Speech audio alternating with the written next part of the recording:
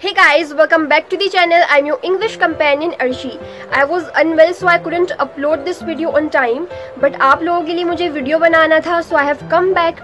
We have recently finished our writing skill series, which is an amazing technique to improve your English. अगर आपने series को नहीं देखा है, I recommend you do check it out. आपकी English learning journey में आपको बहुत असिस्ट कर सकती है ये राइटिंग स्किल सीरीज. मैंने आपको 30 पार्ट्स इसमें प्रोवाइड किए थे. आज की वीडियो एक रिक्वेस्टेड वीडियो है and I have been asked कि मैं आप लोगों को आपकी इंग्लिश लर्निंग जर्नी में स्टेप वाइज गाइड करूं. There are many resources out there जो कि हमारी इंग्लिश को इम्प्रूव कर सकते हैं. अनडाउटेडली बहुत सारी टेक्निक्स हैं, बहुत सारी टिप्स हैं, बहुत सारी चीज़ें हैं जिनके थ्रू हम अपनी किसी भी लैंग्वेज लर्निंग जर्नी को इम्प्रूव कर सकते हैं. बट हमें समझ नहीं आता हम स्टार्ट कहाँ से करें, वेयर टू स्टार्ट फ्रॉम. आप मुझे एक बात बताएं, What comes to your mind first when it comes to learn any language? आपके माइंड में सबसे पहली चीज़ एज अ स्टेप कौन सी आती है जब किसी लैंग्वेज को इम्प्रूव करने की बात आती है? It's obviously it's vocabulary. जब तक हमारे पास वर्ड्स नहीं होंगे क्या हम कुछ बोल पाएंगे? क्या हम अपने इमोशंस को, फीलिंग्स को, अपने मैसेजेस को डिलीवर कर पाएंगे? Language is all about words and vocabularies. जितने ज़्यादा वर्ड्स आपको पता होंगे आप उतनी ही ईजिली सेंटेंसेस बना पाओगे, अपने मैसेज को डिलीवर कर पाओगे. जब हम फंबल करते हैं बोलते टाइम, जब हम हेजिटेट होते हैं तो वो इसलिए होता है क्योंकि हमें पता नहीं है कि उस चीज़ को उस लैंग्वेज में कैसे बोलना है.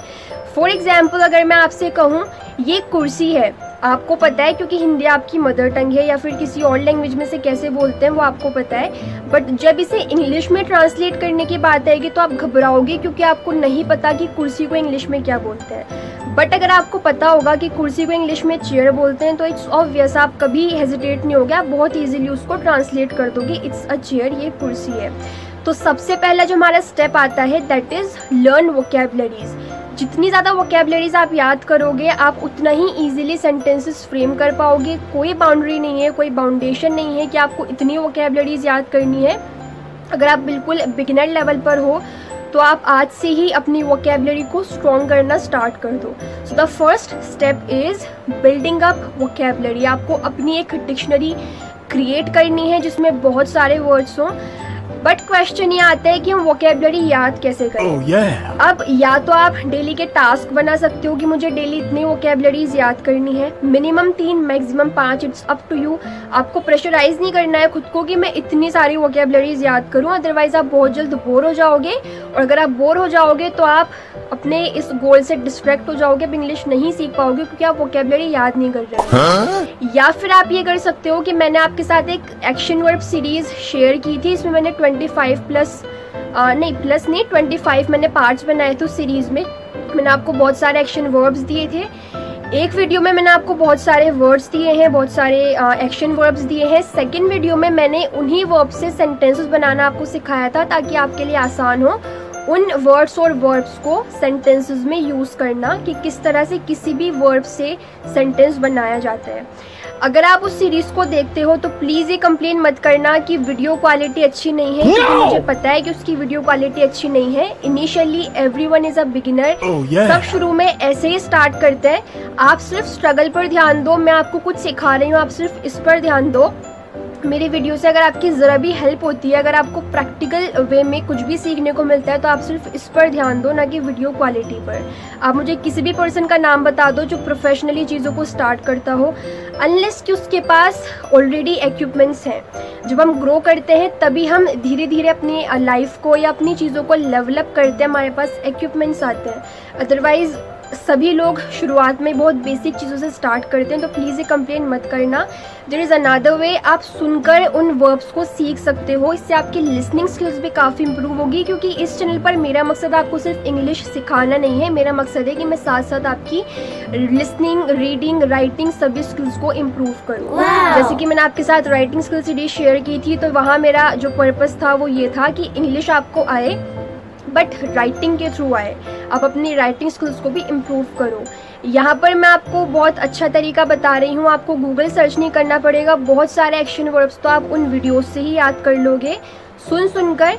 और जब आप वोकेबलरी सीखो तो यहाँ पर सिर्फ वोकेबलरी याद करना इज़ नॉट योर पर्पस. आपको उसका सही प्रोनाउंसिएशन भी पता होना चाहिए, आपको उसकी मीनिंग पता होनी चाहिए और आपको पता होना चाहिए उसका यूसेज. फॉर एग्जाम्पल अगर आपने फॉर एग्जाम्पल यहाँ एक वर्ड है KNIFE इस स्पेलिंग के साथ, तो इसकी जो प्रोनाउंसिएशन है वो क्या है? Is it knife? It's not knife, it's knife. इसको हम नाइफ बोलते हैं। तो ये प्रोनाउंसिएशन है। हर वर्ड की डिफरेंट प्रोनाउंसिएशन होती है। जब तक आपको किसी वर्ड का प्रोनाउंसिएशन नहीं पता होगा, आप अपने मैसेज को सही से डिलीवर नहीं कर पाओगे।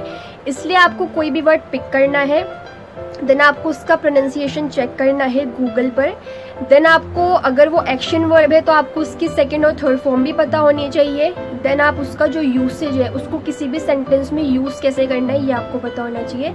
तो इस तरह से आपको सबसे पहले वर्ड्स को याद करने पर ध्यान देना है। This is the first step अगर आप इंग्लिश सीखना चाहते हैं तो। सेकेंड स्टेप है आपका लर्न टेंसेज। मैं आपको नहीं बोल रही कि आप ग्रामर सीखो। ग्रामर आप तभी सीखो जब आपको ग्रामर से कुछ लेना है। अगर आप कोई ट्रेनर बनना चाहते हैं, आपको ज़्यादा रूल्स में जाना है, आपको ज़्यादा डेप्थ में किसी लैंग्वेज को समझना है, सीखना है, तो आप ग्रामर सीख सकते हो। नो प्रॉब्लम एट ऑल, उससे आपको सीखने को मिलेगा। बट एज अ स्पीकर आप सिर्फ और सिर्फ बोलने पर ध्यान दो। और टेंसेज एक ऐसा टॉपिक है ग्रामेटिकल जिसके बिना हम सेंटेंसेज नहीं बना पाते। हम डेली लाइफ में जो भी बात करते हैं, चाहे कितना ही एडवांस लेवल का स्पीकर हो, कितना ही फ्लुएंट स्पीकर हो, टेंसेस के ही ऐसे सेंटेंसेस है जो हमारी लाइफ में यूज़ होते हैं। टेंसेस अगर आपको आ गए तो आपकी 50+ इंग्लिश इम्प्रूव हो जाती है। तो आपको टेंसेस पर ध्यान देना है। मैंने टेंसेस पर भी वीडियोस बनाई हुई है। आपको स्पोकन फॉर्म में मैंने टेंसेस सिखाए हैं विदाउट एनी ब्लैक और वाइट बोर्ड, तो आप वो भी देख सकते हैं। थर्ड स्टेप हमारा होगा कि जो आपने वर्ड्स याद किए हैं आप उनसे सेंटेंसेस बनाओ। फोर्थ स्टेप था हमारा कि आपने वोकैबुलरीज याद की, आपने वर्ड्स याद किए, जिसके लिए आप एक्शन वर्ड जो मेरी सीरीज़ है वो देख सकते हैं। या फिर मैंने आपके साथ एक इंग्लिश ऐप भी शेयर किया था कुछ टाइम पहले।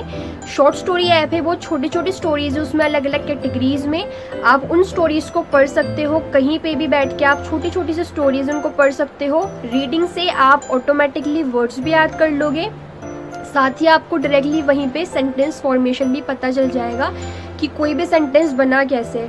आपको ग्रामर में जाने की ज़रूरत नहीं पड़ती, क्योंकि जब आप पढ़ते हो, जब आप बोलते हो, तो ऑटोमेटिकली आपको समझ आते हैं कि सेंटेंस इस तरह से बनता है। अगर आपको इस कहीं नज़र आ रहा है तो आप इजीली समझ जाओगे कि इसका यूज़ हमें ऐसी ऐसी सिचुएशन में इन सेंटेंस में इस तरह से करना है। अब कहाँ पर ING आ रहा है, कहाँ पे सेकंड फॉर्म यूज़ हो रही है, इस थर्ड पर्सन के साथ क्यों आ रहा है, इस सेकंड पर्सन के साथ क्यों नहीं आ रहा है, ये सारी चीज़ें आपको टेंसेस में सीखने को मिलती है। This is why I am asking you कि आप टेंसेस सीखो।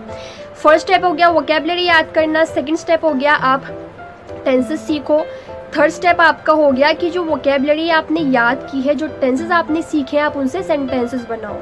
अब प्रैक्टिस करने की बारी आती है। उन वोकैबुलरी से और टेंसेस से जब आप सेंटेंस बनाओगे तो आप सीख जाओगे सेंटेंसेस फॉर्म करना। आपको समझ आ जाएगा कि किस तरह से इन वर्ड से आपको सेंटेंसेस फ्रेम करने हैं। साथ ही साथ आपको उन सेंटेंसेस को अपनी डेली लाइफ में यूज़ भी करना है। सिर्फ आपको लिखना नहीं है, आपको बोलना भी है, क्योंकि इंग्लिश तो बोलने से ही आएगी।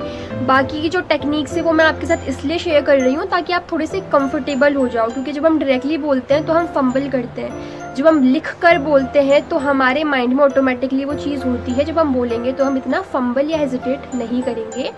थर्ड स्टेप हमारा हो गया कि अब आप उनसे सेंटेंसेस बनाओगे। आपको इंडिविजुअली सेंटेंसेस बनाने। फॉर एग्जाम्पल, अगर आपने 3 वर्ड्स याद किए, पिक, रीड, राइट, इन 3 वर्ड्स को आपने याद किया, आपने इनका सही प्रोनाउंसिएशन चेक कर लिया, PICK pick, READ read, WRITE write, ठीक है। आप इसको राइट या कुछ और नहीं पढ़ेंगे, आप इसको राइट पढ़ेंगे। अगर ये एक्शन वर्ब है तो आपने इनकी वर्ब्स भी याद कर ली, pick, picked, picked, read, read, read. It's not read, read, it's read, read, read, ये है इसका सही pronunciation. Right, rot, written.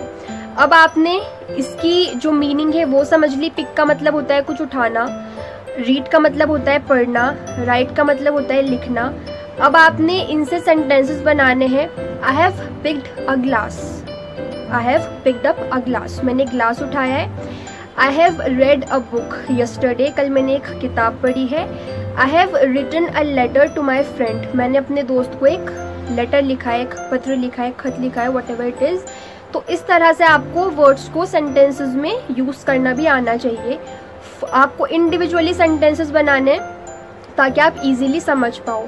Fourth step हमारा होगा कि उन सेंटेंसेस को आपने पैराग्राफ के फॉर्म में कन्वर्ट करना है। क्यों? क्योंकि इंडिविजुअली सेंटेंसेस तो हम बना लेते हैं, बट जब हम डेली लाइफ में बात करते हैं तो वो पैराग्राफ के फॉर्म में करते हैं, जैसे कि अभी मैं कर रही हूँ या फिर आप लोग भी करते हैं। यहाँ पर आप राइटिंग स्किल को यूज़ कर सकते हैं, क्योंकि राइटिंग स्किल में मैंने आपको डिफरेंट क्वेश्चंस दिए थे and you are supposed to answer those questions into a paragraph form. आप कुछ भी लिख सकते हो, आपकी लाइफ में जो भी होता है डेली लाइफ में आप उसको इंग्लिश में लिख सकते हो। इससे आपका स्ट्रेस भी काफ़ी रिलीज़ होगा, आप अपने स्ट्रेस को भी दूर कर पाओगे, आप चीज़ों को अच्छे से एक्सप्रेस कर पाओगे, आपकी इंग्लिश भी इम्प्रूव हो जाएगी जब आप सेंटेंसेस बनाना सीखोगे। तो आप बहुत सारी गलतियाँ करोगे शुरू में, नो डाउट, बट धीरे धीरे प्रैक्टिस से आप काफ़ी सीख जाओगे और आपको पता भी नहीं चलेगा कब आप बिगिनर से इंटरमीडिएट लेवल पर पहुँच गए। अगर आप स्टेप वाइज इंग्लिश को सीखते हो तो आपको डिस्ट्रैक्ट नहीं होना है। कभी कभी ऐसा होता है कि मान लो मैं सिर्फ लिसनिंग से ही अपनी इंग्लिश को इम्प्रूव कर रही हूँ, तो कोई आगे मुझे बोलेगा लिसनिंग से कुछ नहीं होता, रीडिंग करो, जितना पढ़ सकते हो पढ़ो, इससे इम्प्रूव होगी, तो मैं रीडिंग की साइड चली जाऊंगी। अगर मैं रीडिंग कर रही हूँ तो कोई आगे बोलेगा रीडिंग से कुछ नहीं होगा, ये तो सब फिजूल है, राइटिंग पर ध्यान दो, तो मैं राइटिंग की साइड चली जाऊंगी। कोई मुझसे कहेगा राइटिंग से कुछ नहीं होगा, स्पीकिंग पर ध्यान दो, क्योंकि बोलने से इंग्लिश आएगी, तो मैं स्पीकिंग पर चली जाऊंगी। अब मेरा माइंड डिस्ट्रैक्ट होगा, ऐसे इंग्लिश नहीं आएगी। आपको ध्यान देना है कि किससे इंग्लिश आएगी। आपके पास जब वोकैबुलरी नहीं होगी, जब आपको समझ ही नहीं है चीज़ों को बोलना कैसे, तो आप बोलोगे कैसे। स्पीकिंग इतना आसान थोड़ी ना है बोलना, स्पीकिंग के लिए भी हमें बहुत सारी प्रैक्टिस करनी होती है, हमारे पास वर्ड्स होने चाहिए, हमें चीज़ों को सही से लिखना आना चाहिए, हमें चीज़ों को सेंटेंसेस में सही से रखना आना चाहिए। फॉर एग्जाम्पल, अगर मुझे बोलना है कि रमेश मेरा भाई है, तो मुझे जब पता ही नहीं भाई को इंग्लिश में बोलते क्या है, तो मैं कैसे बोलूँगी। तो आपको डिस्ट्रैक्ट बिल्कुल नहीं होना है। हम सबको पता है किसी भी चीज़ को करने का सही तरीका क्या होता है, हमें बस थोड़ा सा काम डाउन होना है, चीज़ों को सही तरह से सीखना है, तो हम अपने आप सीख जाएंगे। कोई डिस्ट्रैक्शन आपकी लाइफ में नहीं होना चाहिए, आपको डाइवर्ट नहीं होना है, आपको स्टेप वाइज इंग्लिश को इम्प्रूव करनी है। बिलीव मी, जब आप स्टेप वाइज सीखोगे तो आप काफ़ी हद तक सीख पाओगे। रिपीट करते हैं वापस से। फर्स्ट स्टेप था हमारा वोकैबुलरी, सेकंड स्टेप था हमारा टेंसेस को सीखना, थर्ड स्टेप था हमारा जो वोकैबुलरी हमने याद की है उनसे हमें सेंटेंसेस बनाने हैं इंडिविजुअली। इंडिविजुअली मतलब single single. For example, Rakesh मेरा भाई है, आप लिख दोगे Rakesh is my brother. Sunita मेरी दोस्त है, सुनीता इज़ माय फ्रेंड। वो मेरी इंग्लिश टीचर है, she is my English teacher. तो ये इंडिविजुअली आपने सेंटेंस बनाए। फोर्थ हमारा स्टेप है कि इन आपको सेंटेंसेस को पैराग्राफ फॉर्म में कन्वर्ट करना है। पैराग्राफ फॉर्म में इसलिए कि हम डेली लाइफ में जो भी बोलते हैं वो पैराग्राफ फॉर्म में ही बोलते हैं, इंडिविजुअली हम कभी नहीं बोलेंगे।